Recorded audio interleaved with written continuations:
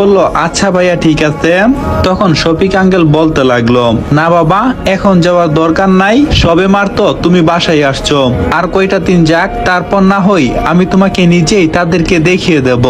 আমি বললাম আচ্ছা আঙ্কেল। আচ্ছা বাবা এখন তুমি ফ্রেশ হয়ে নাও আর একটু বিশ্রাম করো, না হলে তোমার শরীর খারাপ হবে। তারপর আর কি করার, আঙ্কেল আর নুসরাত চলে গেল। আমি একটু ফ্রেশ হয়ে নিলাম, গোসল করে শুয়ে শুয়ে অতীতের কথাগুলো ভাবছি। আর অন্যদিকে নিলাম শাওনের কাছ থেকে সবকিছু জানতে পারে। শাওন হলো আমার একমাত্র বন্ধু। আমি শাওনকে সবকিছু বলছিলাম, শাওনও সবকিছু শুনে কান্না করে দিছিল।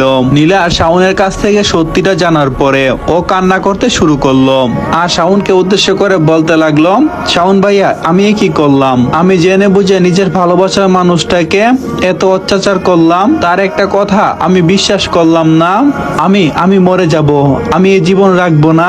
শাওন বলল তুমি থামো, পাগলামো করো না, ওর বাসা থেকে ওকে খোঁজা হচ্ছে, যখন ওকে পাবে তখন আমি না হয় তোমাকে বলবো। নীলা বলল আচ্ছা ভাইয়া। নীলা এই বলে কান্না করতে শুরু করলো। শাওন চলে যায় কলেজ থেকে। নীলা কলেজের বটগাছের নিচে বসে কান্না করছে আর নিজেকে দোষারোপ করছে। অন্যদিকে নেহা, ভাইয়া কই তুই, আমার কোনো কিছু ভালো লাগছে না, তুই না বললি আমার সাথে যোগাযোগ করবি, কিন্তু এক সপ্তাহ হয়ে গেল তোর কোনো খোঁজ খবর নেই, ভাইয়া তুই কেমন আছিস? আর এদিকে আমি ভাবতে লাগলাম অতীতের কথাগুলো ভাবছি আর কান্না করছি।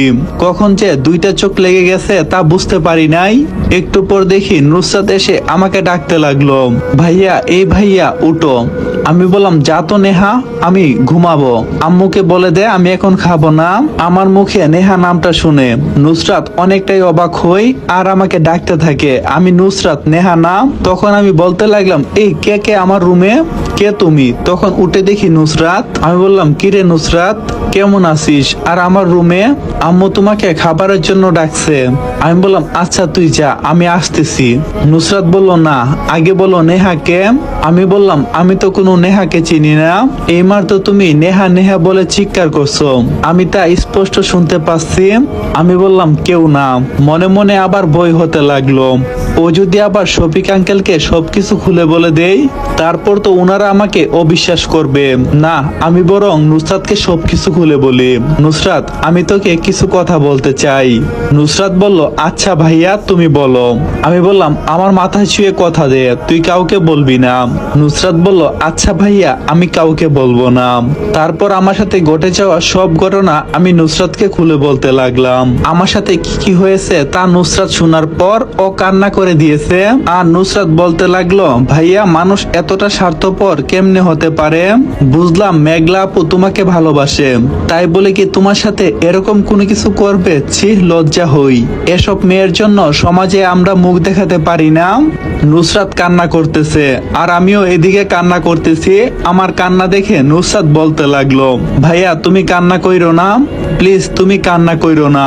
আমি বললাম নুসরাত কাউকে বলিস না প্লিজ। নুসরাত বলল তুমি কি তোমার বোনকে এই বিশ্বাস করলে আমি মরে যাব, তারপরও কাউকে বলবো না? কাউকে বলতে হবে না, আমি সবকিছু শুনে ফেলছি।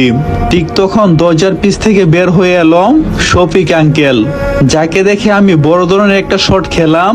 আমি বলতে লাগলাম আঙ্কেল আপনি এখানে?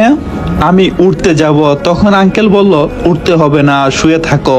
আর হ্যাঁ তুই কি আমাকে বোকা ভাবছিস? আমি তোর চেহারা দেখে সবকিছু বুঝতে পারছি। আর তুই যে ডাক্তারকে ইশারা দিয়ে বলছিস সে কে জানিস? আমি মাথা নিচু করে বললাম না। শফিক আঙ্কেল বলল উনি হচ্ছে আমার বন্ধু। আমার লজ্জায় যেন মাথা কাটা যাচ্ছে, এ আমি কি ভুল করলাম? তার মানে কি শফিক আঙ্কেল এখন আমাকে বাসা থেকে বের করে দেবে? জেনে বুঝে আমি তাদেরকে ধোঁকা দিয়েছি, তারা কখনো আমাকে ক্ষমা করবে না, তা আমি খুব বেশ ভালোই বুঝতে পারছি। এই আমি কি করলাম, জেনে বুঝে তাদেরকে এত বড় একটা মিথ্যা? না না, এটা আমি কখনোই করতে পারি না। আমি তাদের কাছে এখনই মাপ চাব, আমি কিছু বলতে যাব, তার আগে শফিক আঙ্কেল আমাকে বলে উঠল উমর শুনো, আশা করি তুমি আমাদের কাছ থেকে কোনো কিছু লুকাবে না, সব সত্যিটা আমাকে খুলে বলো।